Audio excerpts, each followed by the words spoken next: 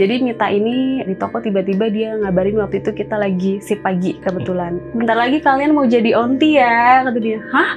Onti? Iya. Hah, lo hamil? Iya, ternyata udah 3 bulan nih. Akhirnya si Cece itu tahu bang kalau Mita ini hamil. Ke Mita langsung ngelus perutnya. Seneng banget deh, hamil ya Mit. So, aku langsung bingung dong. Dia nggak pernah senyum bang selama aku jaga di situ. Masa sih? Iya. Waktu shift pagi itu jam 10 pagi, dia ikut Cece ke pasar. Pas pulang dari pasar, jam 12 siang itu, aku lihat udah pakai gelang merah bang. Aku tanya dong, lu beli gelang di pasar? Enggak, gue dikasih sama Cece. Dia bilang, dikasih sama Cece? Kok bisa? Iya, kata Cece, ini buat jaga bayi gue katanya. Karena ini tuh gelang dari turun-temurunnya. Oke.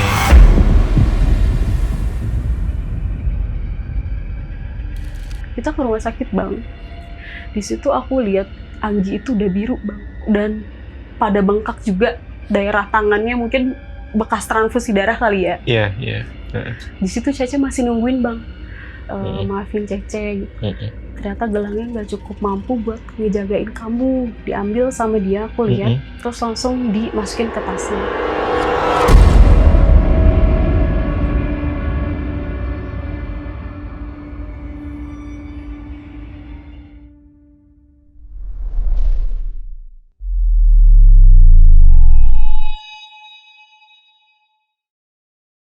Oke, jadi kisah kali ini itu berkaitan sama Tumbal yang dimana korbannya adalah sahabatnya dari narasumber kita dan yang menjadi pelakunya adalah pasangan suami istri pemilik dari sebuah toko yang ada di Jakarta nih guys. Nah sebelum kita denger cerita narasumber kali ini, gue mau ngasih tahu satu aplikasi yang bisa mempermudah kalian buat beli tiket nonton bioskop guys. Apalagi belakangan ini banyak banget film horor yang lagi rame banget dibahas dan tayang di bioskop Indonesia.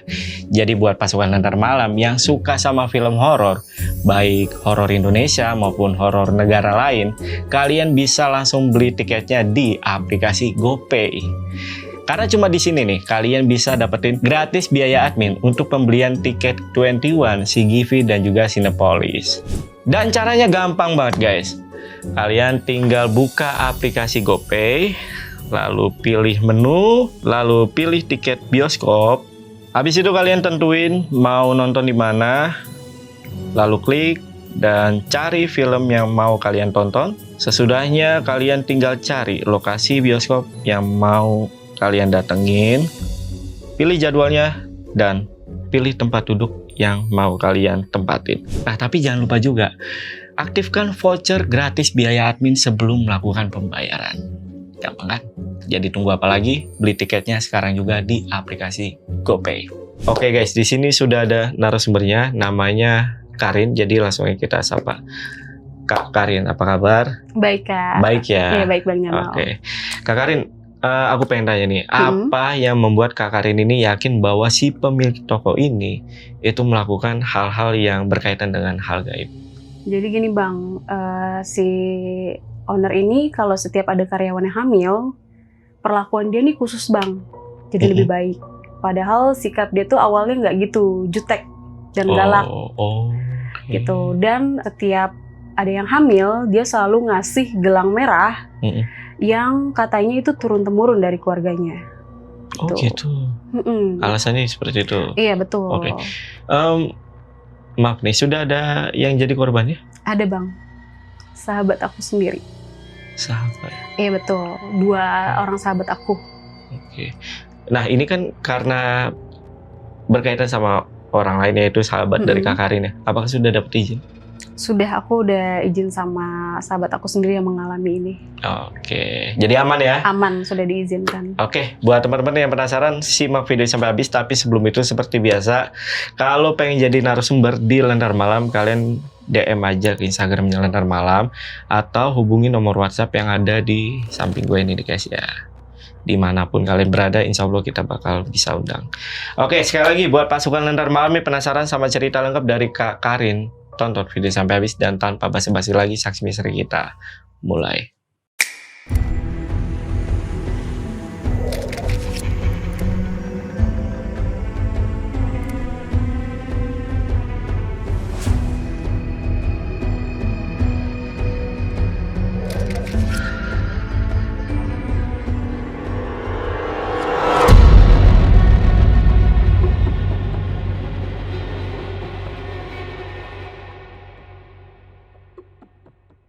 Jadi gini Bang, waktu di tahun 2022, aku kerja sebagai SPG, ditempatin di toko baru daerah Banten.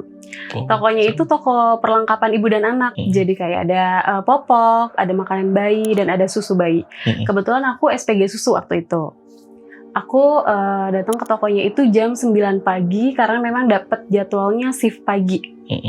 Nah, di situ aku disambut oleh 2 orang kasir dulu nih. Namanya Mbak Arin dan Mbak Rina. Mereka itu kayak sekitar umur 20-an. Nah, kemudian aku disambut lagi sama SPG makanan bayi. Kak, kenalin, aku Karin. Aku di sini bertugas sebagai SPG susu. Dan aku udah bawa surat tugasnya. Aku pengen ketemu sama ownernya. Terus si kasir itu bilang, coba ketemu Mbak Mita dulu. Aku pikir Mita ini siapa? Ternyata dia SPG makanan bayinya kan. So aku ketemu sama Mita ini. Terus dia bilang, oh kamu SPG susu yang gantiin ini ya, SPG yang lama?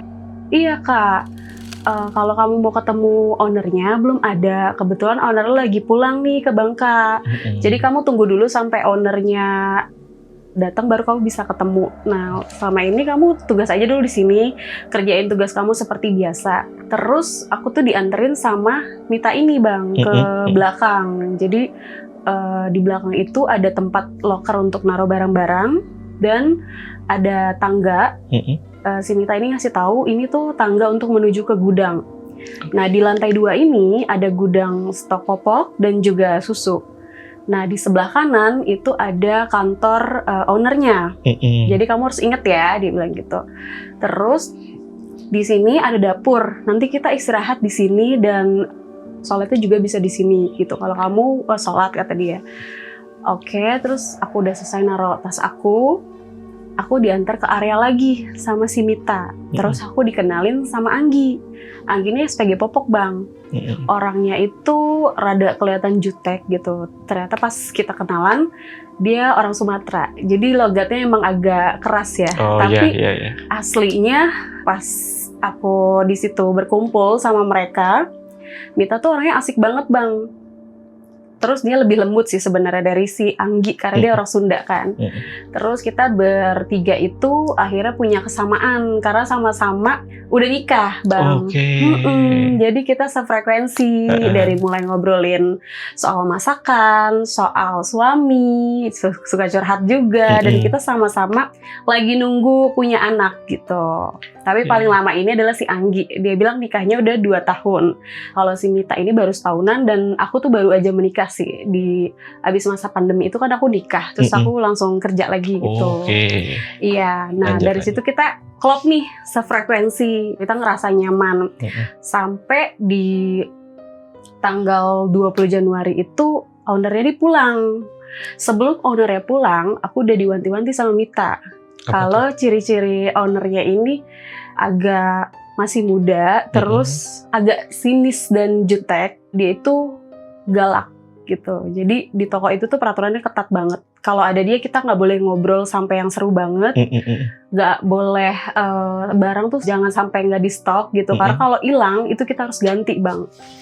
Gitu. Jadi ownernya itu sorotan matanya juga suka sinis, kayak kalau ngeliatin orang itu kayak dari atas sampai bawah benar-benar diliatin. Jadi si 2 orang owner ini adalah suami istri yang kebetulan rumahnya itu di belakang toko. Kalau si kokonya ini memang lebih pendiam, cuman dia itu kalau udah ngeliatin orang lebih tegas lagi daripada si cecenya. Pas si Mita itu ceritain ownernya, aku udah siap mental nih pas mau ketemu. Di tanggal 20 Januari itu cecenya pulang. Waktu itu kita lagi si pagi kebetulan. Terus aku bilang sama ownernya ini, pas aku masuk ketuk pintu, masuk kata dia gitu. Terus aku bilangnya, Ibu dan Bapak kenalin, saya Karin, SPG susu yang bertugas tempat ini. Mohon bimbingannya, semoga saya bisa membantu penjualan di toko ini. Memang ciri-cirinya ini kan orangnya tuh kecil, tapi kayak sekitar umur 37-an sih menurut aku, dan putih bersih gitu, tapi matanya tuh bener-bener sipit, ditambah kalau ngeliat orang tuh bener-bener dari atas sampai bawah diliatin. Dan dia ngeliatin aku tuh kayak sinis banget Bang. Setiap ada orang baru, dia kan ngeliatin kita, merhatiin banget dari atas sampai bawah. Habis itu Dia marah dong. Dia bilang, gak usah panggil gue ibu dan bapak. Lo panggil gue aja Cece sama Kokoh. Udah cukup. Sekarang lo boleh balik ke area kerja, gak usah banyak cincong. Dia bilang kayak gitu bang. Dia gak suka dipanggil ibu dan bapak. Iya, terus kan aku langsung deg-deg gitu kan. Langsung takut. Loh, kenapa marah? Kan lebih sopan ya. Ternyata dia gak suka, dianggap lebih tua. Terus betul. Aku turun dengan perasaan yang panik sih. Agak kena mental juga walaupun udah dikasih tahu nih sama Mita sebelumnya. Muka aku langsung berkeringat. Si Mita ini malah senyum. Si Mita sama Anggi ini malah senyum ngeliat muka aku. Mereka kayak, akhirnya lu tahu kan gimana Cece dan Koko, kata dia gitu. Iya nih, ternyata kena mental juga ya. Kalau bisa bertahan sih di toko kayak gini. Ya gimana, butuh. Nah, abis itu aku udah mulai baik-baik aja nih bang. Udah mulai menyesuaikan diri. Setiap datang aku nyetok barang, setiap pulang aku stok barang lagi. Aku nggak ngerasa bahwa aku nih di toko itu kayak ketakutan, karena memang mereka semua udah biasa kan. Jadi aku ya udahlah, yang penting teman-temannya asik nih, udah sefrekuensi. Jadi aku betah gitu kan. Nah, di tanggal 27 Januari, aku inget banget hari Kamis, malam Jumat. Kita udah ganti shift lagi nih jadi shift siang. Kalau shift siang itu masuknya jam 1 sampai jam 9 malam, Bang. Oke. Nah, abis jam kita istirahat itu kan jam 3 sampai jam 5. Terus kita masuk lagi ke area. Kita lagi ngebahas yang tadi kita makan sama Mita, sama Anggi. Terus kita lagi ketawa-tawa, lagi ngobrol masalah suami kita gitu. Lagi bercerita nih Bang, lagi seru lah ya pokoknya. Tiba-tiba ada bau darah Bang. Bau darah yang seger gitu, bau anyir. Dicampur bau dupa. Kebayang dong itu mualnya kayak apa pas aku cium. Dari arah? Dari arah belakang. Aku diem Bang. Terus panik. Dan aku di sebelah aku itu ada Mita. Aku senggol. Lu nyium bau darah sama dupa nggak? Nyium sih, tapi biarin aja, nanti juga hilang kok. Oh, berarti aku nggak sendirian nih nyiumnya. Aku penasaran. Aku teriakin lagi si Anggi. Anggi, lu nyium nggak? Apaan sih? Bau darah sama bau anyir, bau dupa. Iya, udah biarin aja, nanti juga hilang. Mereka berdua nih santai banget Bang. Sedangkan aku kayak panik dong, baru pertama kali di situ nyium itu dan posisinya malam Jumat. Kebayang di otak aku udah mikir yang aneh-aneh. Tapi aku berusaha santai karena mereka nih asik ngobrol lagi. Tiba-tiba Bang, gak lama lampunya mati. Padahal posisi ada satu customer yang lagi beli. Lampunya mati. Di situ aku makin kaget dong. Si kasir itu nyuruh si Mita untuk langsung jaga ke pintu supaya jangan ada customer masuk dulu. Terus si Anggi itu disuruh jaga etalase karena kan susu itu kan rawan ya. Dan tiba-tiba si Mbak Arin ini teriakin aku, Karin, kamu ambil lilin dulu ke belakang. Terus aku deg-degan dong Bang. Udah mati lampu, terus aku suruh sendiri ke belakang nyari lilin. Abis itu aku langsung nyalain senter HP dong. Pelan-pelan ke belakang dengan perasaan yang sedikit takut jujur, karena aku baru nyium itu kan. Nah, aku pikir lilin itu akan ada di tempat rak penyimpanan yang ada di bawah tangga. Aku lihat ada satu lemari warna coklat kayak lemari jati gitu Bang. Pas aku senterin sambil aku buka, kebayang dong isinya apa? Kepala kambing yang abis dipotong dan ada sajen kayak kembang 7 rupa gitu.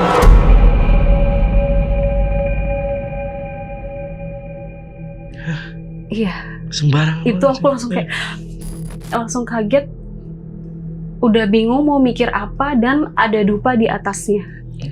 Di situ aku kaget. Aku langsung berpikir, oh jangan-jangan bau yang tadi aku cium dari situ Bang. Abis itu si Mbak Arin ini teriakin aku, Karin udah ketemu belum lilinnya? Aku langsung kaget dong.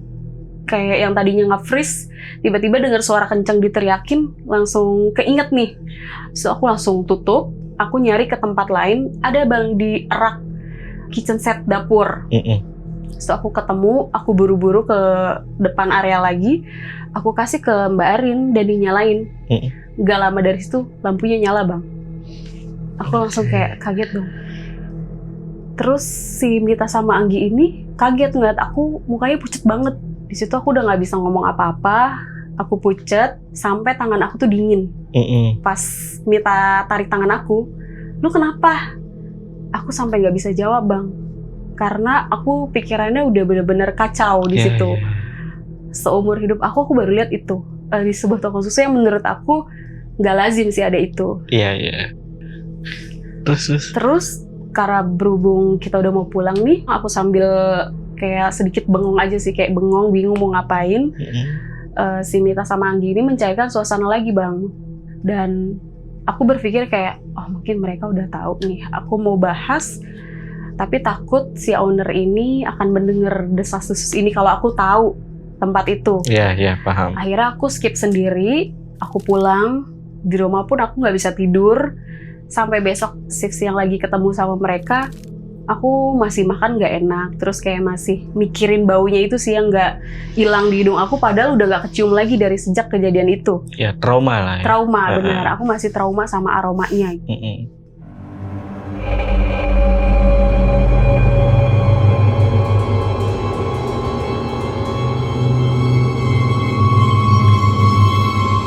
Hari-hari itu udah berlalu nih bang, kita udah mulai asik lagi, aku udah mulai ngelupain kejadian itu. Aku anggap kalau mereka semua nih udah tahu, cuman aku nggak dikasih tahu gitu. Kita nge-keep sendiri, obrolan kita setiap hari tuh masih asik, masih ngobrolin soal rumah tangga, soal menu masakan, dan lain-lain. Sampai bulan Februari kejadian aman-aman aja, bulan Maret juga nggak ada hal yang aneh lagi yang aku rasain. Sampai di bulan April, aku dapat kabar gembira nih bang dari Mita. Kenapa tuh? Jadi Mita ini di toko tiba-tiba dia ngabarin waktu itu kita lagi sip pagi kebetulan. Dari datang dia udah happy banget, mukanya sumringah gitu. Terus pas sampai di area aku tanya, kenapa sih senang banget, cerita dong. Iya nih senang banget, bentar lagi kalian mau jadi onti ya, kata dia. Hah? Onti? Iya. Hah, lu hamil? Semua pada megang perut dia dong bang. Ih hamil gitu, seneng banget. Udah berapa bulan? Iya ternyata udah 3 bulan nih. Wah gimana sih baru ngecek udah 3 bulan gini. Pantesan dari kemarin dia suka mual-mual gitu bang. Oke. Tapi kita nggak notice kan. Cuman pas udah dikasih tahu dia hamil, kita seneng nih satu toko. Sampai si Cece-nya itu turun dan ngecek kenapa kita berisik. Akhirnya si Cece itu tahu bang kalau Mita ini hamil. Dikasih tahu saat itu juga? Iya. Oke. Aku pikir responnya gimana? Responnya Cece, aku pikir dia bakal marah dong bang. Karena kan kalau hamil biasanya menghambat pekerjaan ya. Itu dia. Gitu kan. Tapi dia seneng banget bang ke Mita, langsung ngelus perutnya. Seneng banget deh, hamil ya Mit. Iya nih Cek udah 3 bulan. Ya udah lu di sini aja sampai nanti cuti lahiran ya, jangan kemana-mana gitu. Caca seneng deh kalau sama orang hamil. So, aku langsung bingung dong. Dia nggak pernah senyum bang selama aku jaga di situ. Masa sih? Iya, kalau ngelihat kita berisik itu dia noleh tajam banget matanya. Dan kalau kita stok nih mau berdua ditemenin, itu dia akan melarang banget. Karena dia nggak suka kita tuh kerja nempel-nempel. Dia maunya kita fokus pegang area masing-masing. Di situ Cece seneng banget. Dia ngelus perut Mita dengan senyum, dengan kayak orang tulus gitu bang. Seneng. Tapi ke aku sama Anggi tuh perlakuannya sama bang. Masih judes. Jadi kita ngerasa kayak, kenapa ya kok dibeda-bedain nih? Iya, itu dia. Kalau dia seneng sama orang hamil, harusnya dia seneng juga dong sama teman-temannya. Berusaha untuk welcome nih ke semuanya. Tapi dia sangat menspesialkan si Mita ini. Sampai kalau dia mau ke pasar, dia nanya Mita, mau makan apa Mit? Cece beliin. Mitanya masih nolak sih awal-awal. Cuman karena Cece ini kan permintaannya nggak bisa ditolak bang. Kalau enggak nanti dia marah. Akhirnya si Mita ini terpaksa bilang dia mau apa, sampai si Cece itu ngajak Mita untuk keluar, Mita nggak bisa nolak. Karena Mita ini nggak enak sama kita ninggalin jam istirahat. Terus tiba-tiba pas Waktu shift pagi itu jam 10 pagi, dia ikut Cece ke pasar. Katanya mau beli makanan, sekalian nyari makanan yang Mita mau. Oke dong, aku sama Anggi kayak yang ya udahlah nggak apa-apa. Toh owner ini yang minta ya kan. Pas pulang dari pasar jam 12 siang itu, aku lihat udah pakai gelang merah bang. Aku tanya dong, lu beli gelang di pasar? Enggak, gue dikasih sama Cece, dibilang. Dikasih sama Cece?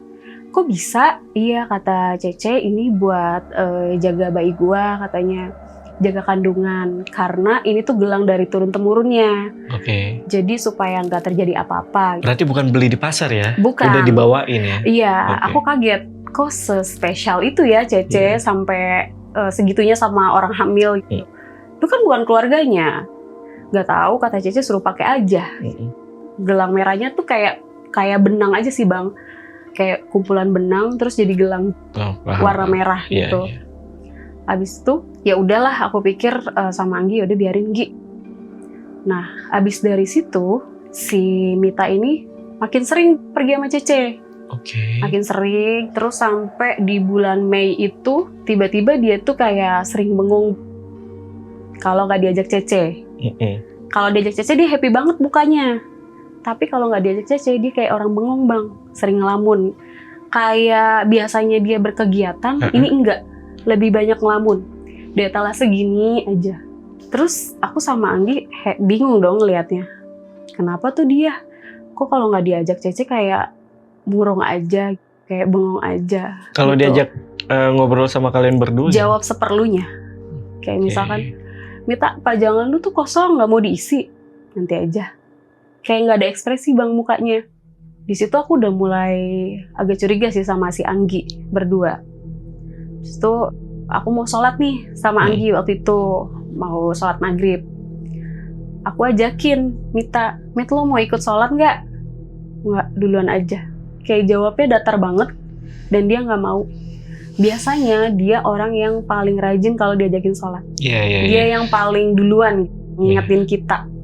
Kali ini semenjak dikasih sesuatu dari Cece, dia kayak lebih berubah sih, yang aku lihat.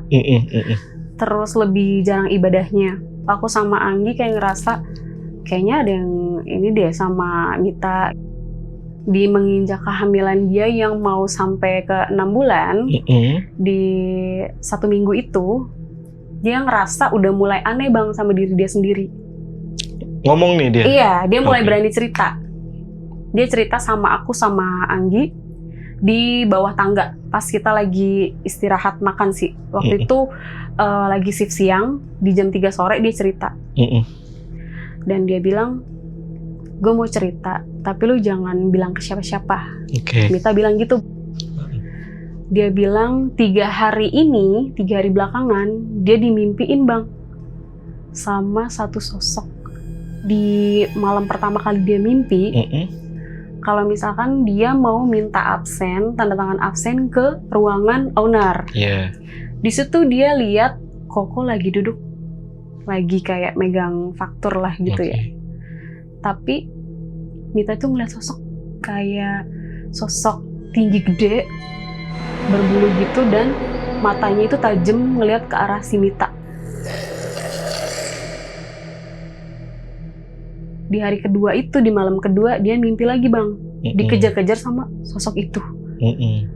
Dan di malam terakhir dia mimpi, dia dimimpiin owner, dimimpiin Kokonya. Mita bilangnya, Koko datang ke mimpi gue dan bilang untuk jangan ceritain apa yang ada di belakang dia. Kebayang dia mimpinya kayak bersambung tapi nyambung gitu bang. Dia di situ makanya kepikiran.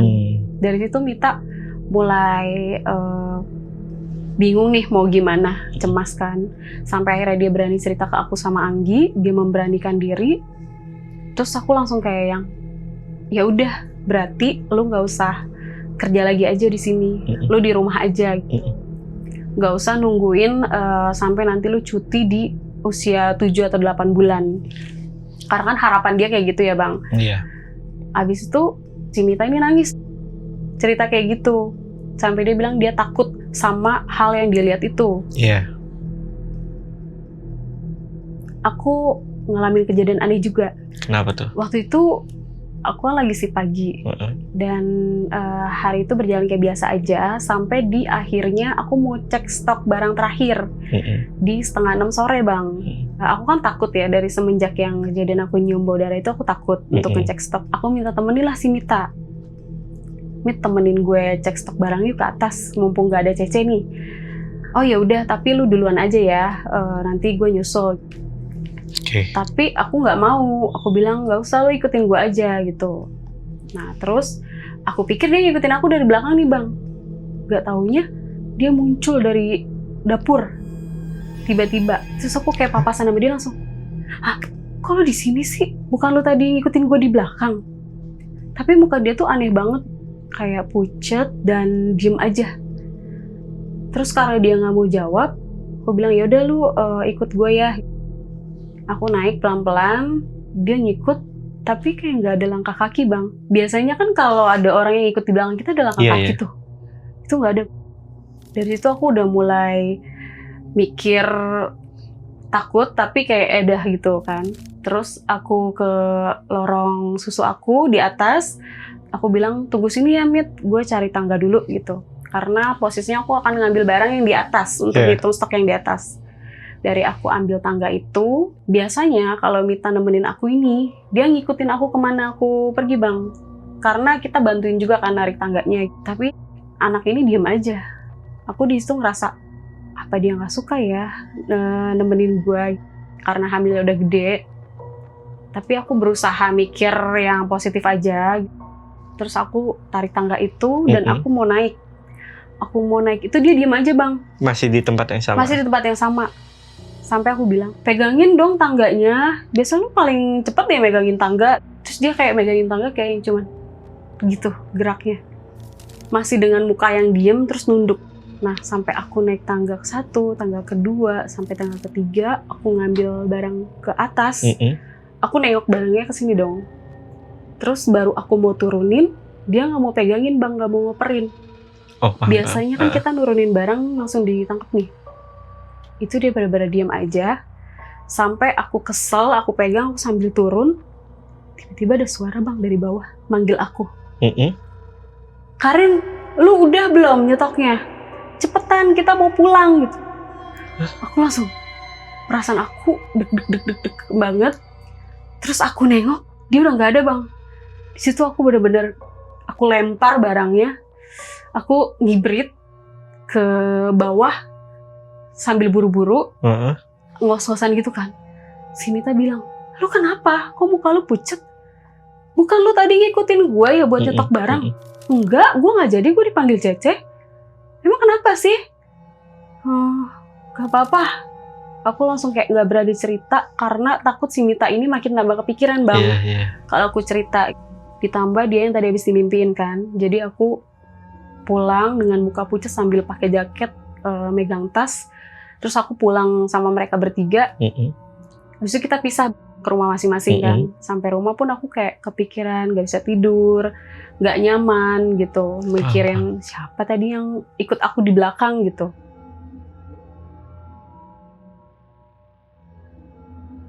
Besok pagi lagi, aku baik-baik lagi, Bang. Aku berusaha buat ngelupain lagi. Nggak cerita lagi Nggak nih? cerita. Karena aku nggak mau bikin toko itu tuh jadi geger sama apa yang aku ceritain. Karena selama aku di situ memang nggak ada cerita yang aneh-aneh, Bang. Entah mereka nge-keep sendiri atau bagaimana, nggak pernah ada cerita kayak gitu. Ditambah Anggi tuh orang yang paling logis sama hal-hal yang berbau mistis, dia nggak akan percaya.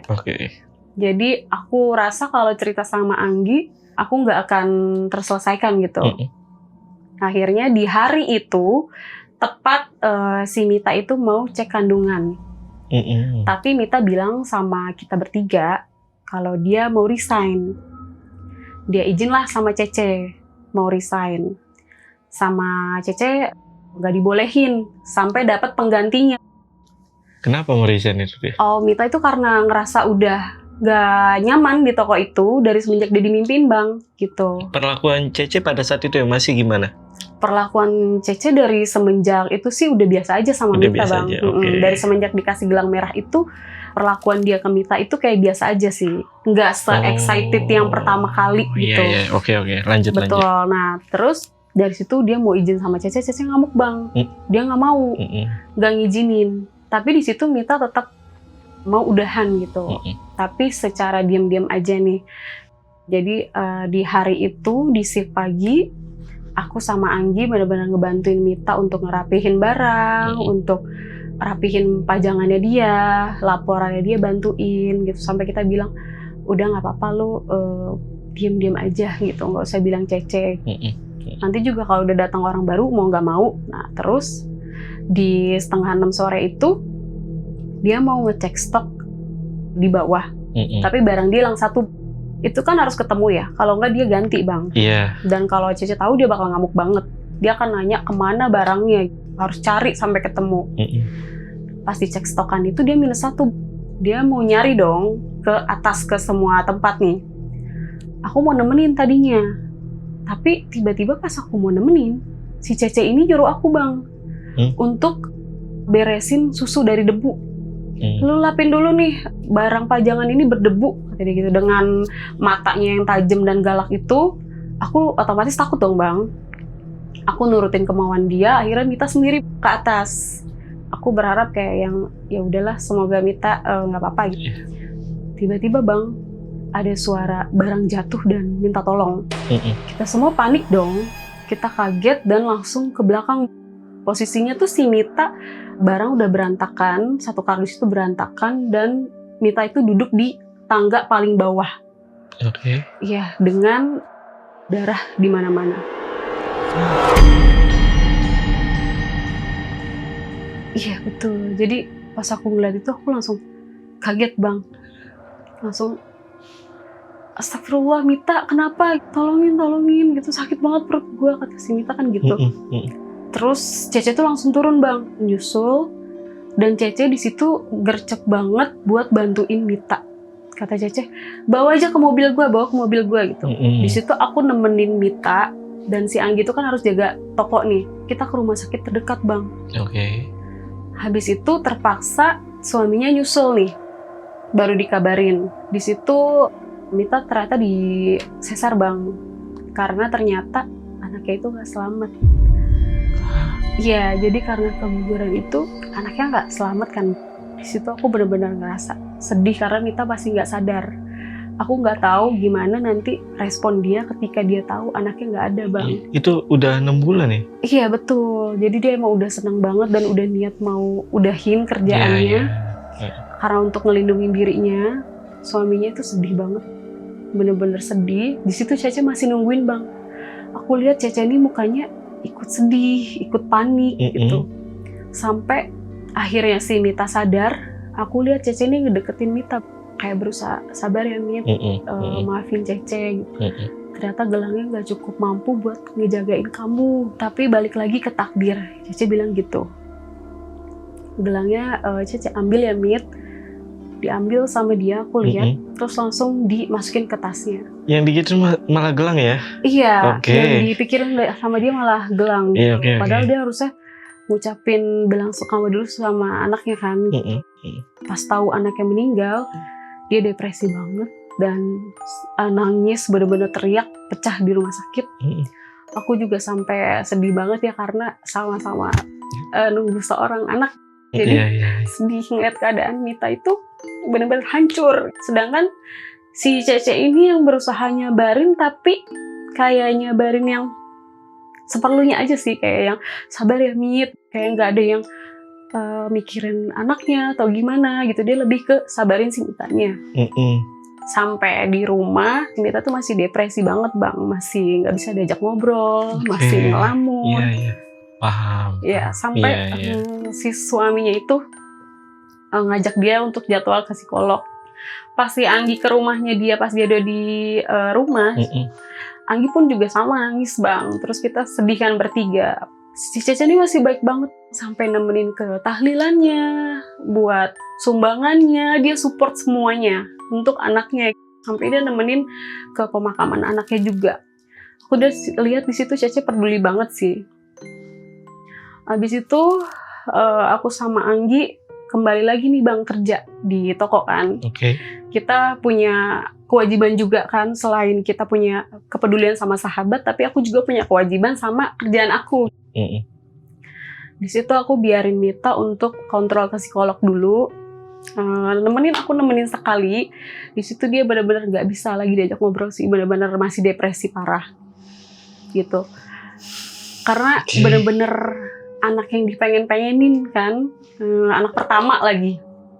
Suaminya juga sedih, keluarganya juga sedih.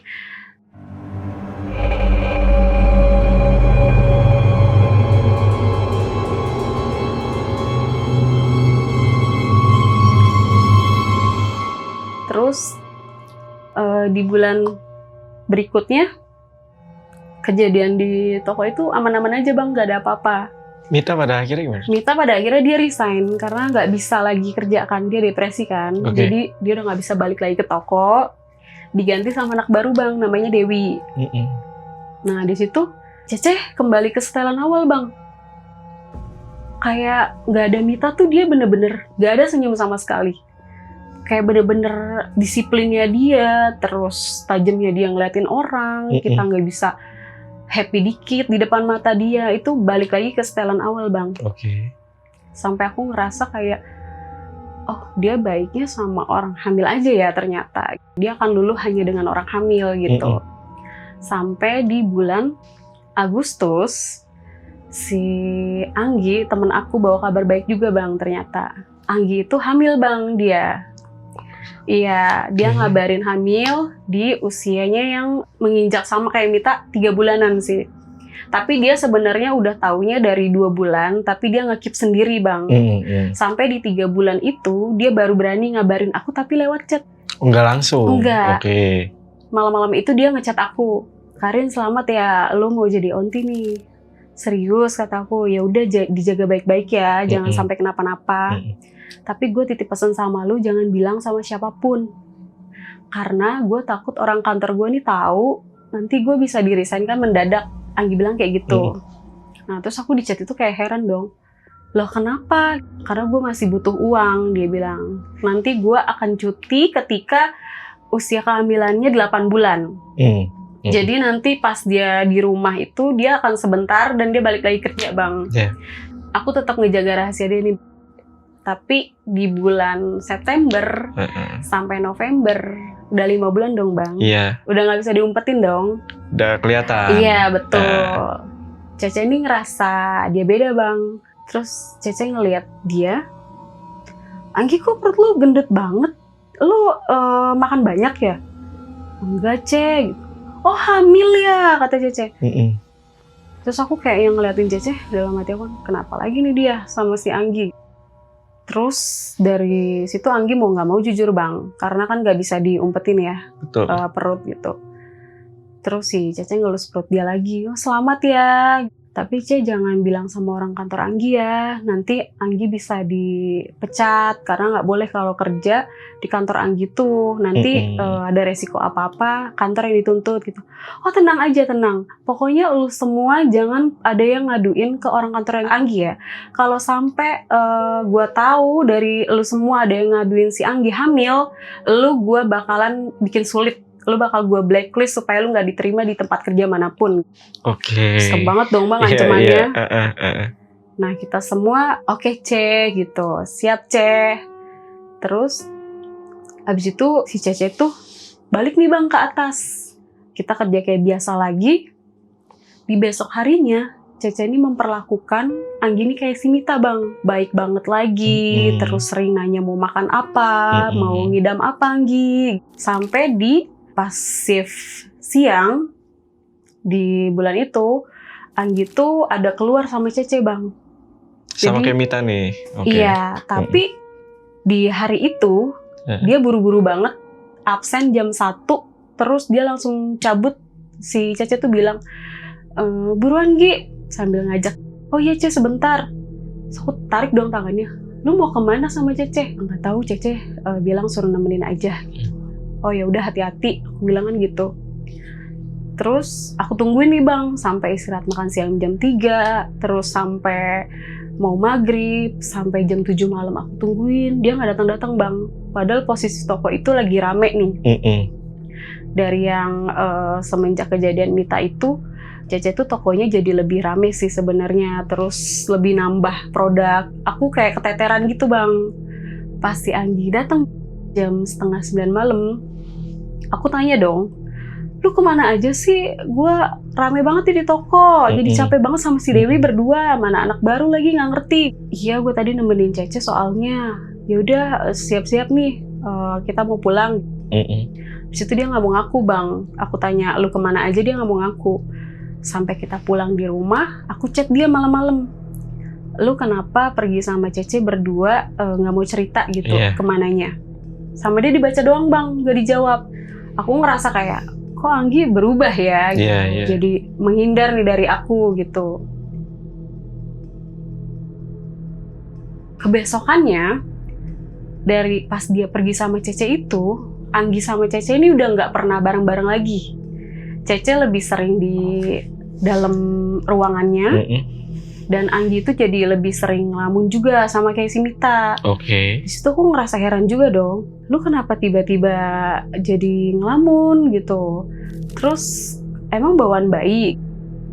Enggak, lagi pengen diam aja, kata si Anggi gitu Bang. Nah dari situ aku udah ngerasa nggak enak sama Anggi. Aku coba iseng lah di besokan harinya, chat si Mita.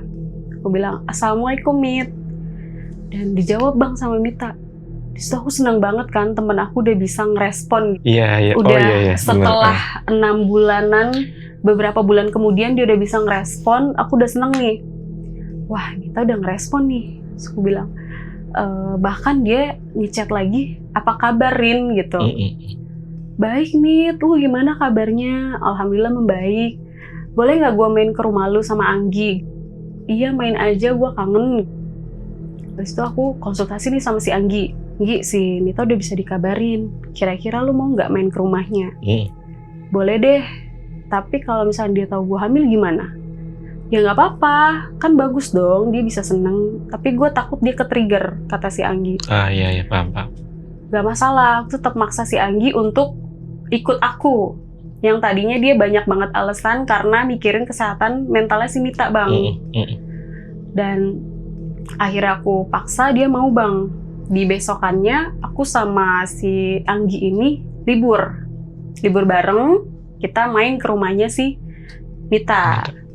Nah main di rumah Mita tuh lagi rame sih posisinya, masih banyak keluarganya gitu, karena kan dia memang nggak boleh dibiarin sendirian ya, kata dokternya. Suatu ketika kita ngobrol di ruang makannya si Mita. Si Mita itu tadinya pas kita datang belum ngeh Bang kalau si Anggi hamil. Dia masih ngelihat muka kita aja gitu, masih ngobrol. Nah, sampai pas dia lihat ke arah bawah bagian si Anggi, dia ngeliat perut Anggi kan udah besar nih Bang. Terus dia megang perutnya dong, mengelus gitu. Terus kayak, ya Allah senang banget temen gue akhirnya nyusul. Pokoknya lu harus jaga baik-baik kandungan lu, jangan sampai lu kenapa-napa ya. Jadi bener-bener Mita itu kaget pas megang tangannya si Anggi. Loh, ini gelang yang gue pakai waktu Cece kasih kan? Iya, Anggi bilang gitu. Si Mita nih ngerasa aneh. Kenapa lu masih pakai juga gitu? Cece bilang apa sama lu? Ya Cece bilang buat ngejaga anak yang dalam kandungan gue, kata si Anggi. Terus si Mita ini firasatnya udah gak enak Bang. Dia bilang mendingan lu balikin aja ke Cece. Terus aku nyeletuk. Iya tuh semenjak dia deket sama Cece, gue jadi sendirian di toko. Dia sering pergi juga tuh sama kayak lu waktu itu Mit. Terus sampai dia nggak pulang, malah waktu gue shift siang itu dia malam Jumat pergi sama Cece, nggak tahu kemana, pulang-pulang udah jam mepet mau pulang. Si Mita itu langsung ngeliat mukanya si Anggi, langsung kayak megang kenceng tangannya sambil bilang, lu cerita kemana sama Cece, lu jangan nutupin dari kita gitu. Akhirnya si Anggi ini mukanya udah pucet Bang, udah kayak berkeringat sambil celingak-celinguk, kayak bingung mau cerita. Akhirnya dia jujur di situ. Iya, waktu itu gue diajak Cece. Cece bilang katanya, Anggi, yuk ikut Cece ke tempat orang yang ngelindungin keluarga Cece. Waktu Cece hamil, Cece juga dijagain sama satu orang ini. Dan yang ngejagain toko ini juga dia kok. Anggi harus percaya ya sama Cece. Kalau Anggi nggak percaya sama Cece, nanti kayak Mita. Di situ pas Anggi cerita bagian itu, aku sama Mita kaget dong bang. So aku bilang, emang waktu Cece ngajak lu kayak gitu Mit? Enggak, Cece nggak bilang apa-apa. Cece cuma ngasih gue gelang kok. Gue nggak ada diajak pergi ke tempat orang yang dia percaya itu. Nah, aku maksa lagi nih. Terus lu ngapain Gi di situ? Gue diajak ke daerah Bandung sama Cece. Buset. Habis maghrib sampai di Bandung, pokoknya rumah orang itu di atas kayak deket bukit sih. Rumahnya di atas bukit, kayak rumah yang benar-benar tua, yang dari gubuk gitu bang. Di situ Anggi diminta untuk mandi kembang. Aku heran dong, kenapa mandi kembang? Iya itu dia. Dia mandi kembang dan Cece sampai ngorbanin 1 ekor kambing hitam buat ngejaga anaknya Anggi. Di saat itu juga Di saat itu juga. Jadi pada saat si Anggi dimandiin kembang, si Cece itu sambil nyembelih kambing sama orang itu. Jadi di tempat itu kata si Anggi ada 2 orang, kakek dan nenek. Yang satu si neneknya ini mandiin dia kembang, yang si kakeknya ini nyembelih kambing sama si Cece. Di situ aku udah bilang, ini nggak bener Nggi. Kenapa lu yang orangnya selogis itu, senggak percaya itu, lu sampai mau ngelakuin itu? Iya itu dia, ya benar. Dia bilang, gue nggak tahu Rin. Di pikiran gue cuma mau ngejaga anak gue. Gue nggak mau kejadian Mita itu sampai kejadi ke gue. Apalagi gue 2 tahun menikah, 2 tahun itu gue nunggu anak. Dan waktu gue WSG 5 bulan, anak gue ini cewek. Dan lu tahu kan, gue pengen banget anak cewek. Di situ kita bener-bener kaget dong bang. Si Mita kayak bener-bener ke-trigger, megang tangannya si Anggi kenceng banget, terus natap matanya Anggi sambil bilang, gak usah di situ lagi, lu udah gak usah. Daripada nanti lu akan kena musibah. Si Mita udah punya firasat kayak gitu bang. Tuh aku ngelihat tatapan mata si Mita ke Anggi tuh tajam banget dan bener-bener kayak berharap banget Anggi buat udahan aja nih kerjanya. Iya. Tapi si Anggi ini tadinya masih keras kepala bang. Di depan Mita dia iya aja nih di depan kita. Tapi pas kita udah pamitan pulang dari rumah Mita, dia masih mikir-mikir. Gimana ya Rin, gue harus pilih yang mana nih, gue nggak tahu bener atau enggaknya. Aku bilang, ya kalau lu sayang sama diri lu dan anak lu, mendingan lu resign aja. Lagian kalau hamil udah 6 bulan pun kayaknya capek deh. Terus dia bilang, nanti hari Jumat gue mau USG ke 6 bulan nih, lu sama suami gue temenin ya, lu boleh kok ajak suami lu, sambil lu lihat juga nih calon ponakan gimana bentuknya, gitu. Pasti lu happy. Oh ya udah, gue temenin ya, nggak apa-apa kan kalau ajak suami gue? Iya nggak apa-apa, biar kalian lihat. Habis itu kita happy banget nih bang, happy banget. Terus di 4 hari sebelum dia WSG itu, aku minta si Anggi ini untuk nemenin aku nyetok bang. Karena kan dari semenjak kejadian aku melihat sosok yang menyerupai Mita itu, aku udah nggak berani tuh nyetok sendirian. Aku sering minta temenin entah Anggi atau entah si Dewi. Kalau si Anggi lagi pergi sama Cece, aku minta temenin sama si Dewi. Terus aku minta temenin lah si Anggi. Waktu itu kita lagi shift siang. Di shift siang itu 6:30 malam, aku ke atas nih bang, sama si Anggi. Ya udah Rin, gue sekalian nyetok pampers gitu. Dia nyetok pampers di lorong pampers sebelah kiri.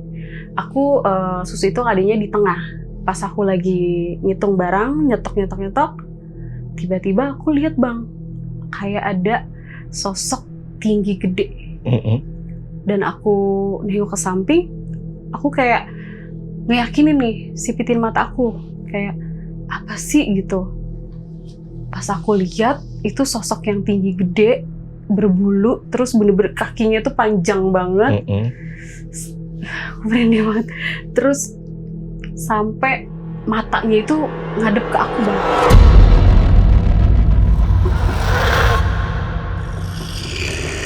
Dan matanya itu bener-bener merah. Di situ aku udah mulai berkeringat, aku udah mulai barangnya udah aku rapihin, terus aku langsung teriak, udah Yonggi cepetan ke bawah, tapi sambil aku lari duluan sampai aku ninggalin si Anggi. Karena si Anggi ini nggak tahu apa yang aku lihat, jadi dia turun aja santai. Sampai di bawah aku udah mulai nenangin diri aku nih Bang. Pas si Anggi turun ini, aku nanya sama dia, lu nggak ada lihat sesuatu? Enggak sih, kata si Anggi. Emang lu lihat apa? Enggak. Aku kayak berusaha nyantai lagi nih Bang, karena aku takut dia panik juga. Kalau dia bilang lihat sih aku bakal cerita, tapi karena dia nggak lihat juga, aku langsung skip aja gitu. Nah, ke 6 bulan itu dia mau USG itu kan 4 hari nih sebelumnya, dia memutuskan untuk resign akhirnya. Oh, akhirnya dia memutuskan untuk resign? Iya, resign. Tapi ngechat aku secara pribadi untuk nggak mau bilang Cece. Iya, nanti dia akan bilang orang kantornya aja, dan biar orang kantornya yang ngurus, memecat dia gitu. Jadi sehingga harus digantiin orang baru. Karena dia nggak mau ditahan-tahan sampai Cece lagi. Habis itu, di hari Jumat itu pas banget dia mau USG nih Bang. Paginya kan kita bantuin juga nih, aku bantuin si Anggi buat nyesain laporan dan segala macem. Terus di shift pagi itu berjalan dengan baik-baik aja nih Bang, aman-aman aja. Aku nggak ngerasa khawatir atau nggak ngerasa apapun, karena memang baik-baik aja dari pagi. Si Anggi ini mau nyetok lagi nih Bang di sore. Terus aku bilang, gue temenin ya. Gak usah, nggak apa-apa, nanti Cece marah, soalnya ada Cece tuh. Habis itu aku ngerasa, oh ya udah deh, daripada nanti diperpanjang. Tapi lo hati-hati ya, aku bilang. Lo tahu kan yang udah-udah. Iya aman, kata si Anggi gitu. Dia nyetok tuh Bang. Terus si Anggi ini turun Bang dengan santai. Dia turun, aku seneng banget ngelihat dia nggak apa-apa. Dan pas jam 6 sore itu kita udah absen pulang. Kita lagi pakai jaket dan udah pakai tas. Terus dia tiba-tiba kebelet pengen ke WC. Aku pikir, oh ya udah, takutnya nanti lu malah repot di jalan gitu kan, berhenti untuk ke WC. Tapi jangan ditutup ya pintunya, aku bilang gitu. Kata dia, iya nggak apa-apa. Takutnya nanti gue jatuh, lu nggak tahu lagi gitu. Ya udah, pas dia baru jongkok, dia pipis. Aku lagi megang handphone nih tadinya, ngirim absen. Pas aku kantongin, aku ngeliat dia Bang, mukanya itu udah kayak yang kaget melongo sambil pipis gitu. Dan yang dia keluarin itu darah Bang. Darah banyak banget. Aku bener-bener panik. Kenapa yang keluar itu darah? Bukannya urin. Ngeliat juga Karin ya? Aku ngeliat langsung, karena aku diminta dia dan aku mau nungguin dia di depan gitu kan. Karena itu adalah hari terakhir dia kerja. Jadi aku harus mastiin dia baik-baik aja sampai kita cek ke bidan. Di situ aku bener-bener kaget, aku histeris, aku sampai teriak, Mbak Arin, tolong Mbak Arin, tolong, kenapa Karin? Ini si Anggi, dia tadi mau pipis, terus tiba-tiba keluarnya darah. Aku bilang kan gitu Bang. Aku sambil panik, aku inget kejadian kita kan, karena aku udah pernah lihat darah banyak. Terus aku langsung angkat si Anggi ini. Aku angkat sama Mbak Arin. Dan Cece turun Bang. Kenapa sih berisik? Ini si Anggi mau pipis, tapi keluarnya darah. Ayo buruan. Kita bawa ke rumah sakit. Dibawalah sama Cece, sama aku dan Mbak Arin itu ke rumah sakit. Suami aku sama suami dia nyusul akhirnya Bang ke rumah sakit. Di situ si Anggi ini terpaksa disesar juga, karena Anggi kan kehilangan darah nih. Jadi dia nggak sadar dong Bang, dia koma di situ. Bersyukurnya aku ngelihat anaknya tuh sehat Bang, walaupun kecil banget, usia 6 bulan, 900 gram berat badan anaknya, berjuang di ruang NICU. Aku ngeliat anaknya cantik banget, mungil dan sehat gitu. Aku senang banget, tapi di sisi lain aku ngeliat temen aku nih koma, nggak sadar-sadar. Di situ Cece nungguin anak itu lahir. Pas dokter keluar ngabarin kalau anaknya masih bisa ditaruh di NICU dan selamat, Cece tuh langsung kayak yang, lu salamin ya ke Anggi kalau dia sadar, nanti gue tunggu aja di toko. Loh Ceh, tapi kan anaknya selamat loh, Cece nggak mau lihat dulu gitu. Gak usah lah, nanti aja, gue buru-buru nih. So, aku ngerasa kayak yang, kok dia beda ya. Waktu sama Mita bener-bener ada di samping Mita sampai nungguin Mita sadar, nyabarin Mita, nepuk-nepuk pundaknya, bener-bener empati lah gitu. Iya. Tapi kenapa pas anak Anggi ini selamat, dia langsung buru-buru pulang, lebih mentingin keadaan toko. Tapi langsung ngeh juga. Langsung enggak akunya gitu. Oh ya udah Ceh, aku nggak bisa menahan Cece dong. Cece dengan muka yang kayak lemes, dia langsung ke mobil. Aku anterin sampai mobil dan dia kayak buru-buru aja pergi. Di situ aku bener-bener nemenin Anggi, keluarganya udah panik banget. Aku juga ditemenin sama suami aku kan Bang. Terus Mita nyusul Bang. Mita bener-bener juga sedih banget. Aku sama Mita nangis berdua akhirnya di pojokan rumah sakit, di pojok bangku itu. Kayak kita menyesali kenapa nggak dari sebelum-sebelumnya aja bilang Anggi untuk udah gitu. Anggi ini koma Bang. Dari hari ke-1 butuh transfusi darah dari yang 10 orang sampai ke 20 orang sampai ke 40 orang. Darahnya itu B+, segampang itu. Tapi darah yang dia butuhin tuh banyak banget. Sampai Mita tuh nanya ke aku, emang kenapa sih sampai kehilangan darah banyak? Aku ceritain lah ke Mita. Lu bayangin Mit, gue ngeliat sendiri yang dia keluarin tuh bukannya urin, tapi darah. Sampai sekeramik WC itu tuh darah gitu. Terus si Mita kayak bener-bener kaget dan dia tambah ke-trigger lagi sama kejadian dia Bang. Di situ aku dipegang kenceng banget sama si Mita tangannya, tapi aku berusaha kayak ya udah, semoga sahabat kita nggak apa-apa.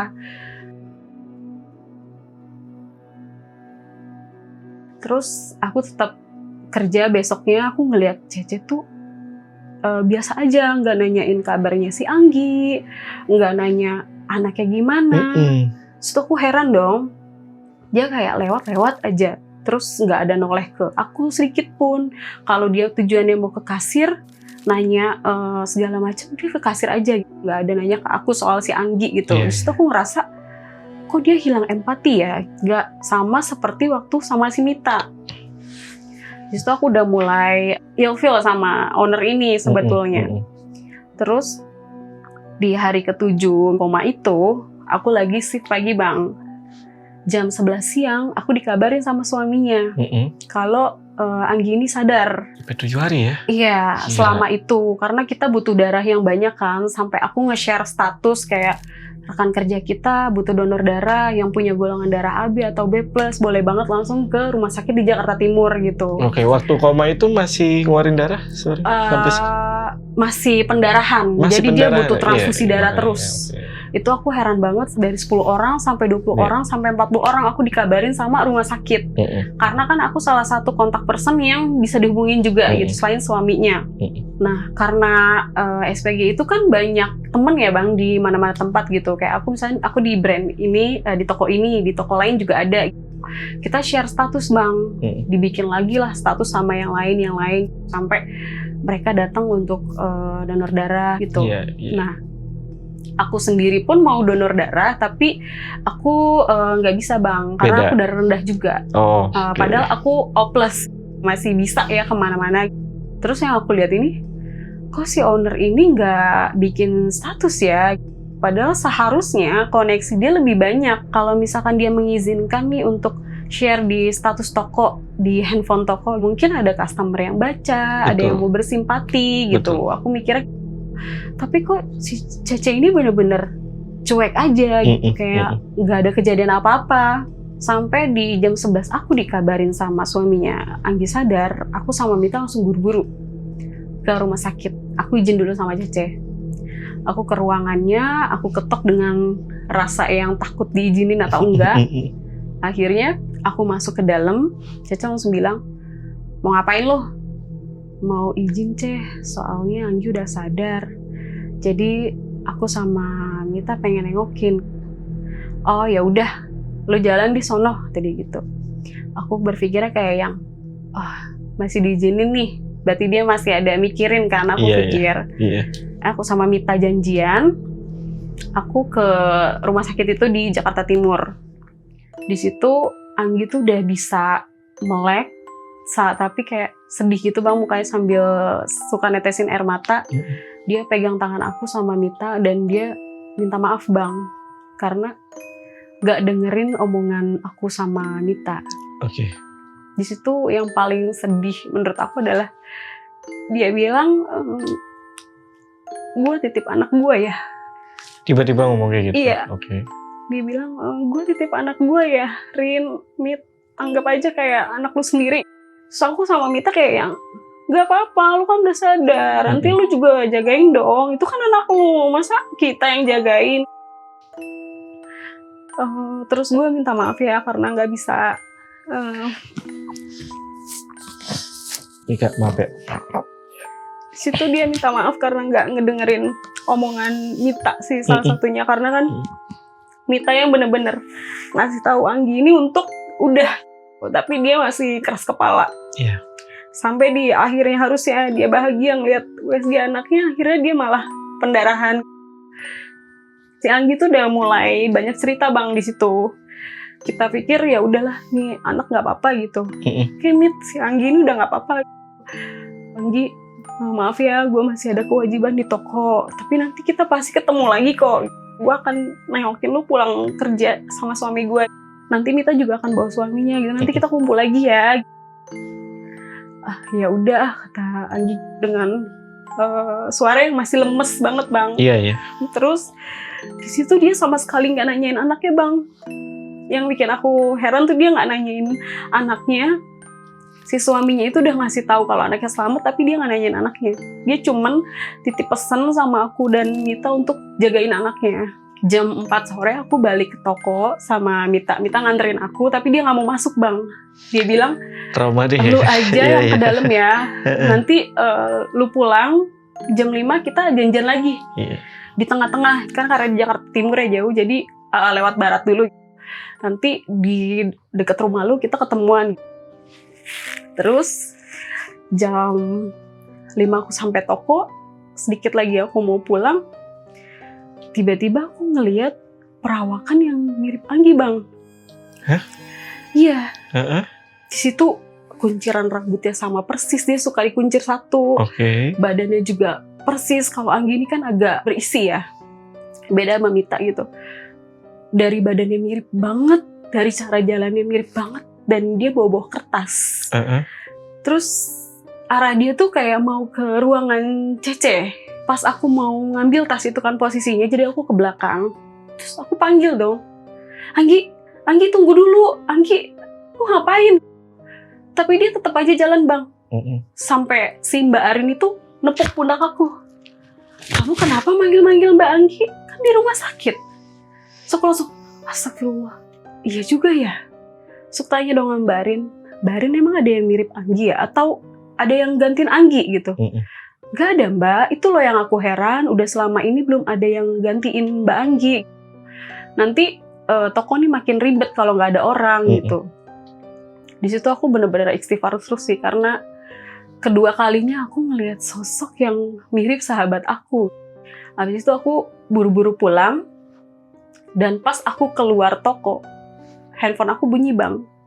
Panggilan dari suaminya Anggi. Aku pikir itu telepon dari Mita kan. Ternyata panggilan dari suaminya Anggi. Dan aku dengar suaranya suaminya Anggi ini nangis bang. Aku tanya, bang kenapa? Ngomong dulu, jangan nangis dulu. Terus dia bilang, ikhlasin ya Rin, maaf kalau Anggi ada salah. Kenapa emang? Anggi udah gak ada. Disitu aku langsung nangis dong bang. Aku mau nelpon Mita pun tangan aku gemeter gitu, karena aku udah keburu pecah air mata. Aku langsung, tadi nggak apa-apa kok, tadi kan sadar. Iya, tadi pas azan maghrib dia sedikit teriak katanya. Terus tiba-tiba dia kayak meronta-ronta gitu. Terus habis itu denyut-nadinya udah nggak ada lagi. Dokter juga udah coba nolong tapi ternyata nggak selamat, kata suaminya gitu. Yaudah bang, sabar ya, tunggu gue ke situ sama Mita. jangan dulu dibawa pulang, aku bilang kayak gitu kan. Karena aku masih nggak percaya bang, karena yang tadinya aku lihat dia sadar itu baik-baik aja. Di situ aku nelpon Mita dan Mita juga kaget, ada kita janjian dan kita ke rumah sakit bang. Di situ aku lihat Anggi itu udah biru bang, dan pada bengkak juga daerah tangannya, mungkin bekas transfusi darah kali ya. Iya. Dan aku benar-benar histeris sih ngeliat ternyata sahabat aku nih udah gak bernyawa. Padahal tadi tuh kita udah ngobrol bareng, udah ketemu juga, udah ngeliat muka aku sama Mita. Aku sama Mita tuh benar-benar kayak melukin dia, kayak yang mencoba untuk coba dulu beneran apa enggak. Iya, paham. Karena aku masih nggak nerima gitu kan. Terus suaminya bilang udah nggak apa-apa, ikhlasin aja. Daripada dia kesakitan. Sebelum maghrib itu dia udah teriak-teriak. Pas maghrib itu dia udah ngehembusin nafas terakhir, kata suaminya. Terus aku di situ ngeliat si Anggi itu matanya susah banget merem bang. Susah kondisinya? Iya, jadi kayak masih melek ke atas gitu. Terus aku ngeliatnya kayak yang, Anggi apa yang lu beratin? Anakku udah sama gue sama Mita, tenang aja, nggak usah mikirin. Terus masih nggak mau itu sama suaminya, masih nggak mau merembang matanya. Sampai akhirnya dipanggil uaknya Anggi yang ustadz juga, sampai dibacain dan baru matanya bisa merembang. Diginiin juga? Iya, digituin sambil dibacain baru matanya bisa merem. Sampai akhirnya kita bawa Anggi pulang ke rumah duka. Di rumahnya aku kabarin Cece, cuman dibaca doang. Anggi udah nggak ada, maafin kalau Anggi udah ada salah sama Cece atau gimana, tolong dimaafin. Tapi Cece di situ responnya cuman balas chat aku aja bang. Aku di situ makin sakit hati dong. Yang tadinya dia baik banget sama Anggi, pas tahu Anggi hamil, tiba-tiba ketika Anggi nggak ada, dia kayak cuek aja gitu. Iya. Jadi aku ngerasa ada perbedaan di sini. Akhirnya proses pemakaman Anggi berjalan dengan lancar sampai kita temenin dia pulang ke Sumatera sama Mita. Dan anaknya tapi masih di NICU sih, karena kan masih 6 bulan yang nggak bisa dikemana-manain. Tapi Anggi ini dimakamin di Sumatera.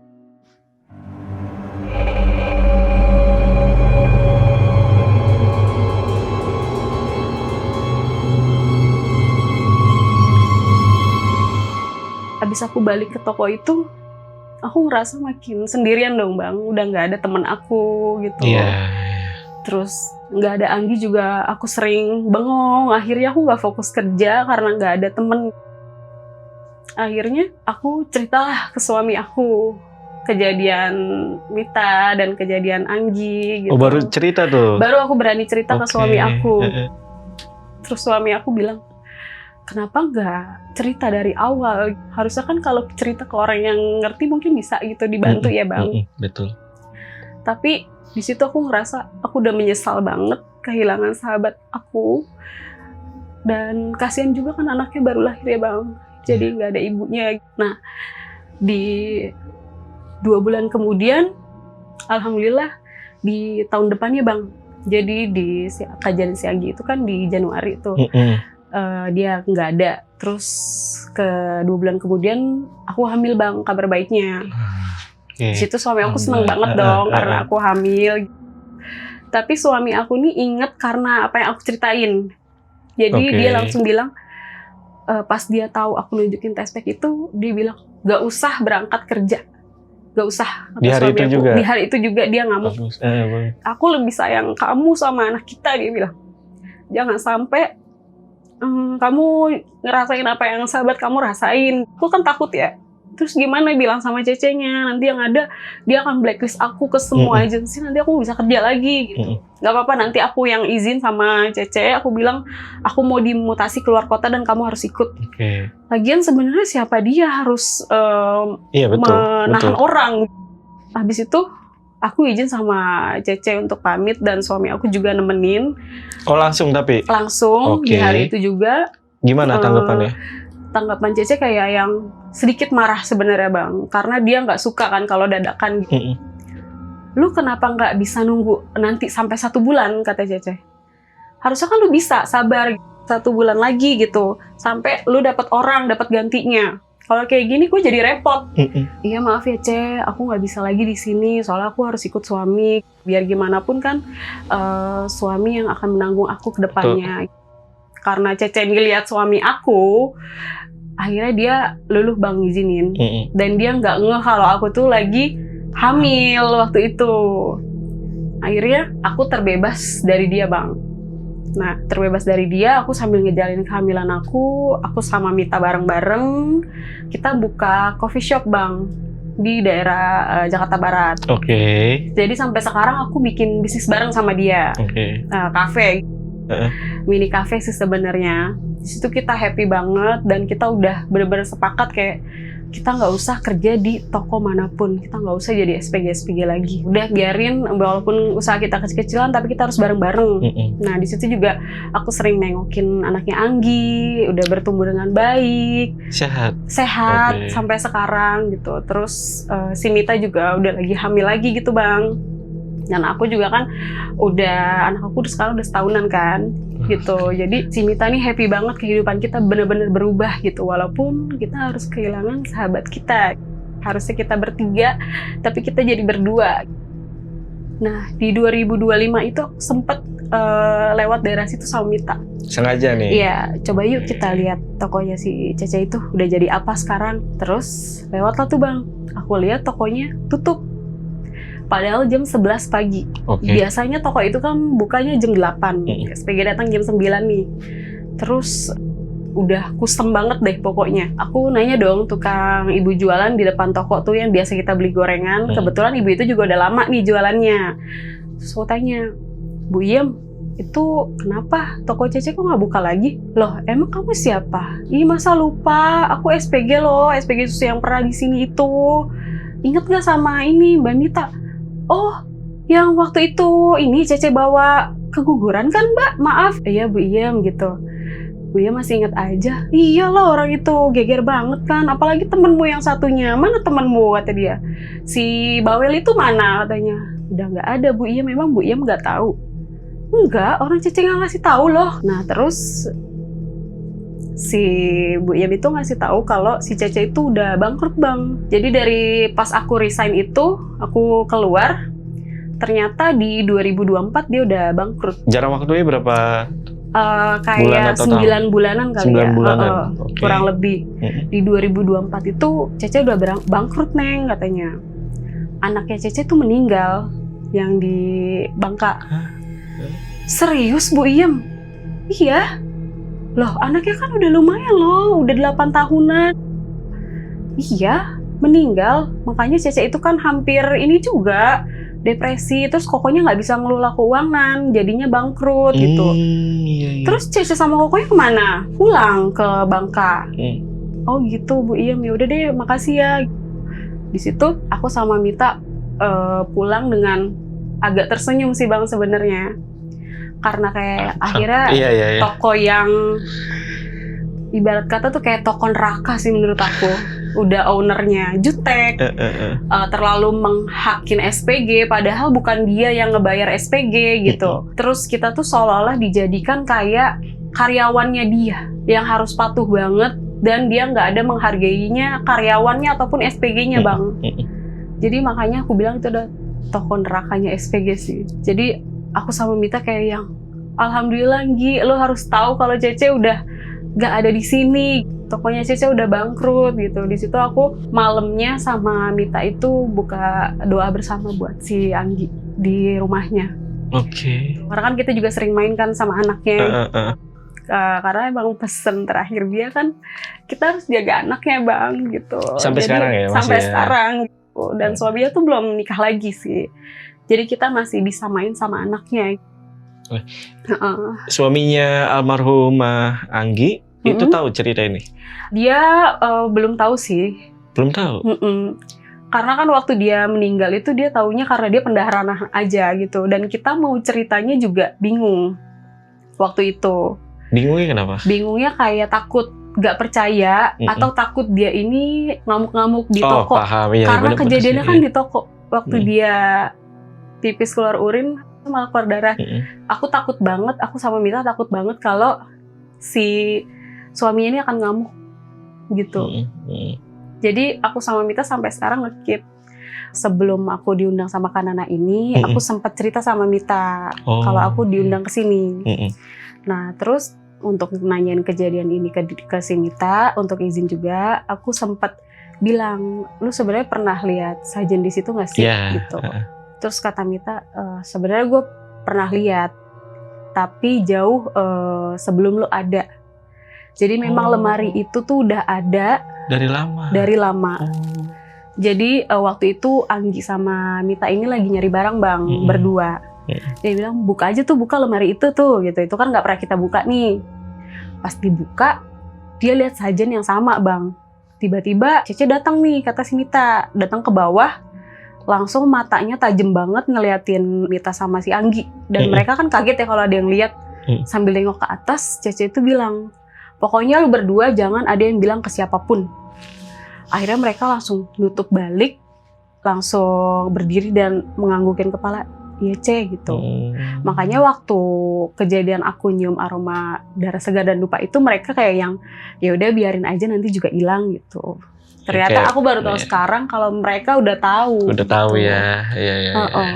Aku bawa cerita ini supaya teman-teman kita yang lain yang ada di toko yang di tempat lain agar lebih waspada gitu bang. Betul. Lebih hati-hati di tempat kerja. Jangan terlalu percaya sama orang yang awalnya gak baik tiba-tiba baik gitu. Iya. Jadi aku kayak boleh ya Mip cerita gitu. Boleh, tapi jangan sampai menyinggung ke keluarganya si Anggi ya. Gak apa-apa nanti kita jelasin setelah ini, aku bilang. Supaya dia tahu dulu nih kisahnya istrinya ini seperti apa gitu. Dan ini kan juga kejadiannya berawal dari lu juga. Diawali sama si Mita gitu maksud aku. Tapi memang berbeda nih. Maksudnya ketika sudah tidak di toko itu, kan Mita hamil, Karin juga hamil nih. Itu nggak kenapa-napa? Jadi pas aku hamil kan resign nih. Iya.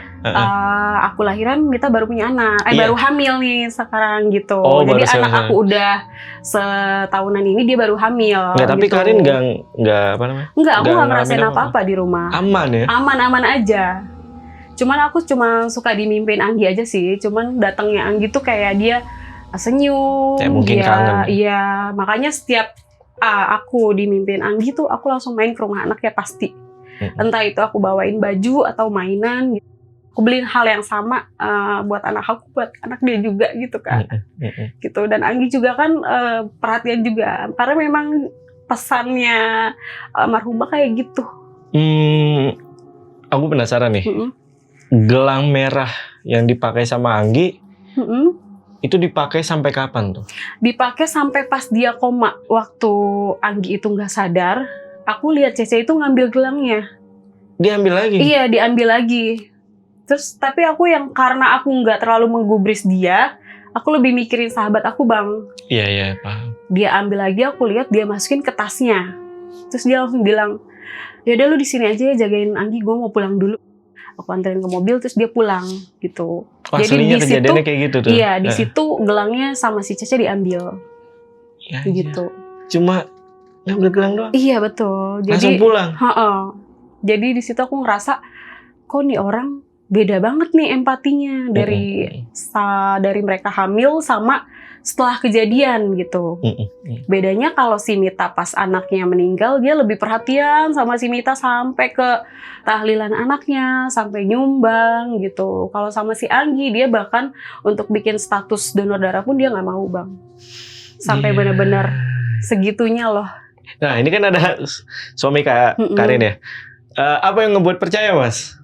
Sama ya respon kita sih emang beliau cerita nih. Ya kita langsung sigap aja sih saat istri saya hamil, dari cerita dia ya udah saya suruh resign aja udah. Percaya langsung? Ya percaya karena cerita dia tuh emang udah bener-bener kisah-kisahkan mas, bang. Iya. Nangis. Dan saya baca-baca catatan beliau juga emang ya udah banyak yang aneh-aneh juga banyak tuh yang diceritain ya. Makanya saya suruh resign udahlah dia cerita udah detail banget dan saya baca HP-nya itu ya udah. Ditambah kan Sampai sana aja dah hari itu juga. waktu si Mita keguguran dia tahu kayak kan aku pasti sibuk nemenin temen aku, jadi dia akan bertanya gitu, kamu kemana? Si Mita keguguran Bi gitu. Tapi bersyukur yaudah, suaminya gitu. langsung Iya sigap. bener. Lihat aja mukanya tuh. Jadi makanya Cecenya langsung takut bang lihat dia. Iya, paham. Gitu. Karena kan gini, nggak semua ya, gini, maksudnya nggak semua ketika orang mendengar cerita apalagi yang seperti itu ya, yang banyak keanehan-keanehan yang menuju ke hal-hal gaib itu langsung percaya. Nah, tapi sebenarnya yang paling penting adalah ketika istri ada keluhan, dia sigap gitu ya menanganinya. Suami itu harus sigap. Nah, ini salah satu contoh baiknya ya. Iya sih, saya bersyukur juga punya dia sebenarnya. Sehat-sehat terus anaknya ya. Amin. Iya. Oke, kita lanjut lagi. Ada gak cerita kejadian yang sama yang dialami sama Kak Mita dan juga almarhumah Anggi di sebelum kalian? Nggak ada sih bang yang aku dengar, nggak ada. Karena untuk pas aku lihat sajen itu pun mereka skip. Dan mereka nggak ada cerita juga. Sampai sekarang? Mita juga cerita nggak ada kejadian aneh gitu. Jadi kayak baru Mita dan Anggi aja yang mengalami. Karena yang lainnya itu single. Jadi di lawan shift aku kan juga ada shift lainnya nih. Ada 2 SPG.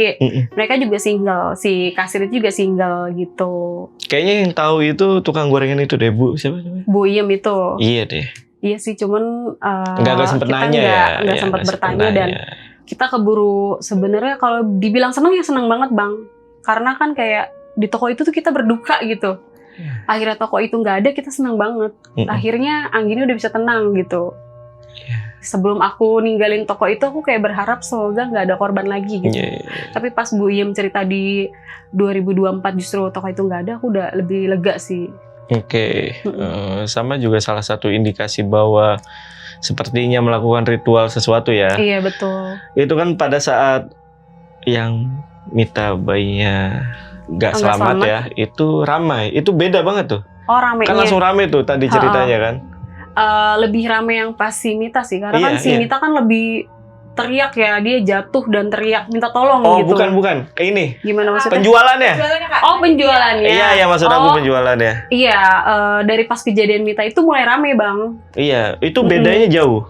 Bedanya jauh, karena kan tadinya cuma 3 produk nih kayak susu bayi, makanan bayi dan popok. Itu Cece langsung geser lagi ke toko sebelah, langsung jadi 2 ruko gitu. Dan kayak ada sembako, kayak ada perlengkapan toiletries, kayak gitu-gitu sih. Makanya aku waktu itu marah sama Anggi, kenapa dia pergi gitu. Sedangkan dia belum ada penambahan SPG untuk brand-brand yang Cece baru buka itu. Makanya aku marah banget sama dia. Dia pergi sampai seharian sama Cece dan posisinya lagi shift siang. Yang biasanya kan rame banget nih toko gitu. Jadi aku sama Dewi dan 2 kasir itu benar-benar kewalahan. Ditambah udah geser ruko itu bener-bener rame kan pastinya gitu. Oke. Tapi ruko yang di sebelah itu jangan dipakai, cuma bawah aja. Jadi ruko yang sebelahnya. Jadi kayak tapi ada. Tutup juga terakhir kan? Tutup dua-duanya tutup. Kan karena masih punya dia juga. Iya. Karena dia bangkrut, anaknya meninggal, jadi dia pulang ke Bangka. Iya. Oke, ini sebelum tutup mungkin kita berdoa bersama-sama semoga almarhumah Anggi sudah tenang ya. Dan juga Kak Mita dengan kehamilannya juga selamat nanti sampai lahir. Amin ya. Sedikit lagi sih di Bang dia. Sedikit lagi dia? Iya. Udah masuk berapa bulan? Udah mau 9. Salam ya? Iya, kasih aku salam. Juga makanya dari kemarin aku gak enak sama Kanana, soalnya kan si Mitanya lagi capek kan. Iya, jadi aku yang lebih banyak jaga toko gitu. Sempat mau diundang juga ya? Iya, tapi dia nggak mau, nggak dibolehin sih sama suaminya juga. Dan Kak Karin dan juga keluarga juga sehat terus ya, anak juga sehat terus. Amin. Pesan boleh ke teman-teman sekali lagi boleh. Pesan untuk teman-teman seperjuangan di luar sana yang tugasnya jadi SPG, kalian hati-hati di tempat kerja kalian, jangan terlalu percaya sama orang dan perbanyakin ibadah sih. Ibadah aja di tempat kerja kalian. Karena ibadah yang kuat itu akan menuntun kalian ke jalan yang benar gitu. Jadi semangat kerjanya di tempat kalian ya. Oke, itu tadi pesan dari Kak Karin. Terima kasih sekali lagi udah datang ke Lentera Malam. Gue Jamal dari Lentera Malam dan Kak Karin izin pamit. Bye.